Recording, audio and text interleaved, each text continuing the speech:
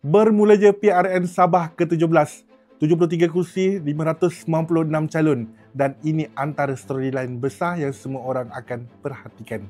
Pertama, kursi tokoh-tokoh besar, Haji Ji Nur di Sulaman, N12, Bung Mokhtar di Lamak, N58, Syafiq Abdal di Senailang, N65, Chan Fung Hin di Tanjung Aru, N22. Kursi-kursi ini jadi rujukan utama sama ada penyandang berprofil tinggi masih mendapat kepercayaan pengundi. Kedua, kursi yang pernah menang tipis. Contohnya, Lamak, Tanjung Kapur, beberapa kursi papar seperti Kawang dan Limbahau, serta kawasan bandar seperti Petagas dan Inanam. Kursi macam ni mudah berubah sebab beza undi sebelum ini memang rapat. Ketiga, calon muka baharu.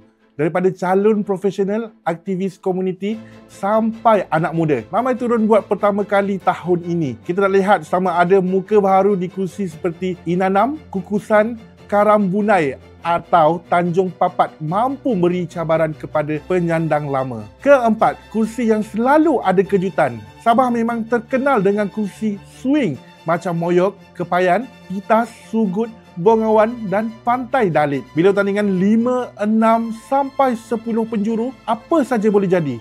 Bukan ramalan, tapi realiti pola Sabah. Dan akhir sekali, turn out. Kawasan pulau seperti Banggi, kawasan pedalaman seperti Nabawan dan kawasan bandar seperti Api-Api, semua ada pola keluar mengundi yang sangat berbeza. Malam ini, angka turn out akan tentukan hari tuju keputusan awal PRN Sabah. Itu dia storyline besar untuk PRN Sabah 17. Apapun keputusan, ini malam yang penting untuk masa depan politik dan pembangunan negeri Sabah.